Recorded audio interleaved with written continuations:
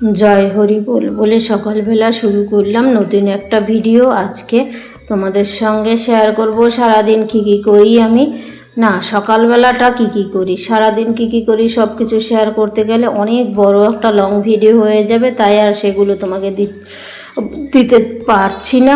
সকালবেলা উঠে ঘর দুয়ার ঝাড় দিয়ে উঠোনটা ঝাড় দিয়ে নিলাম, তারপরে রান্নাঘরে চলে আসলাম, কেননা রান্না বান্না গুছিয়ে গাছিয়ে সব কিছু করে মানে সকালের খাবারটা তো বানিয়ে বেরোতেই হবে আমাকে, তাই সকালের খাবারটা বানাতে বসে পড়েছি। সকালে করব পনির আলু দিয়ে একটা তরকারি, পাশে আমি ভাত বসিয়ে দিয়েছি।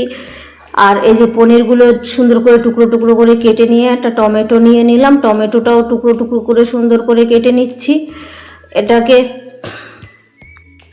টমেটো কেটে গুছিয়ে রেখে আলুগুলো সুন্দর করে ছুলে নেব। আলুগুলো ছুলে কেটে ডুমো ডুমো করে কাটতে হবে আলুগুলো, কেন পনিরের তরকারির আলু তো ডুমো ডুমো করেই কেটে নিতে হয়।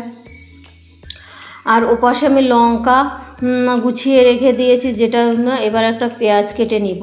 আজকে তো নিরামিষ না, পনিরের মধ্যে আজকে একটু পেঁয়াজ দেবো, পেঁয়াজ দিয়ে একটু পনিরটা করব। দেখি কেমন হয় খেতে, একটু নতুন করে পনিরটা অন্যতারও করে করার চেষ্টা করছি আর কি। এবার আলুগুলো সুন্দর কেটে নিয়ে জলে ভিজিয়ে না রাখলে বলো তো আলুগুলো একদম লাল হয়ে যায়। আর এটা কাটছি চন্দ্রমুখী আলু, চন্দ্রমুখী আলু সুন্দর রান্না করলে না আমার ভালো লাগে, মানে একদম কোনো থাকে না, গলে যায় তাড়াতাড়ি, আরও রান্না হয়ে যায় চন্দ্রমুখী আলুটা। অন্য আলু যেমন রান্না করতে টাইম লাগে। আর কড়াইতে একদম তেলটা গরম করে নিয়ে এই যে পনিরগুলো সুন্দর করে ভেজে নিচ্ছি, বেশিও কড়া ভাজছি না, তাহলে পনিরগুলো না শক্ত হয়ে যেতে পারে। আর ওই তেলের মধ্যেই এই যে কটা বাদাম দিয়ে দিচ্ছি, আর একটু গোলমরিচ দিয়ে দেব ঝালের জন্য। আর গোলমরিচের গন্ধটা আমার কাছে খুব ভালো লাগে, কেমন একটা গন্ধ আসে মিষ্টি মিষ্টি, ওটা আমার খুব ভালো লাগে। তারপরে যে লঙ্কা পেঁয়াজ ওইগুলো দিয়ে একটু ঢেকে দিয়ে নুন দিয়ে দিচ্ছি, ঢেকে দিচ্ছি এখন তেলগুলো উঠে না রান্নাঘরটা নোংরা হয়ে যায়, সেটা পরিষ্কার করতে না আমার কতটা টাইম লাগে, খাটনি হয়। যাই হোক সময় পাই না, যেহেতু বাইরে কাজ করতে বেরোতে হয় আমাদের, গরিবের সংসার কি আর করা যাবে, বাইরে কাজ না করলে তো খাওয়াও জুটবে না না কপালে। এবার দেখো একটু জিরে ফোড়ন দিয়ে ওই তেলের মধ্যে, আর একটু তেল আমি দিয়েছিলাম যদিও, আলুগুলো সুন্দর করে ধুয়ে নিয়েছি, সেই আলুগুলোই এবার কড়ার মধ্যে দিয়ে দিয়েছি।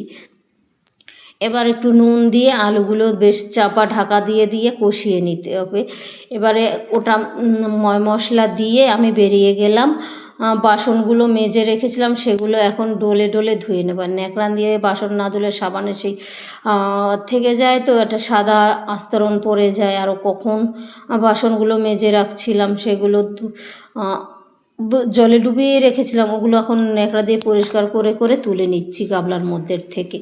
যেহেতু বাইরে আবার হালকা হালকা বৃষ্টি পড়ছে, ওই দেখছো না মেঘ কেমন একটা ঘোলাটে হয়ে আছে, বাইরেটা অনেক দূর অবধি তো দেখা যাচ্ছে, বেশ কুয়াশা কুয়াশা পড়ে গেছে দেখছো। এটা হলো সকালবেলা, এখন সকাল হলো তোমার ওই 5:30টার মতো বাজে, না হলেও 5:10-15 হয়ে গেছে আর কি, আমি ঘড়িটা দেখিনি। যাই হোক এবার পাম্পটা চালিয়ে নিতে হবে, পাম্পটা না চালালে বাসনগুলো ধোবো কী করে বলো। আর কল চাপতে না আমি পারি না, আমার খুব কষ্ট হয়, বুকে ব্যথা ওঠে, তার জন্য পাম্প মোটরটা লাগিয়ে দিয়েছে বরমশাই। অনেক বছর ধরেই আমি মোটরেই কাজ করছি, অনেক কষ্ট হয়ে যায়, তার জন্য মোটরটাই লাগিয়ে দিচ্ছে। যখন তখন জামা কাপড় কাচা লাগে, কারণ আমি সরকারি কলে যাই না তেমন একটা, সরকারি টাইম কল আছে সামনে, ওখানে যাই না। এই দেখো তরকারিটা আজকের মতো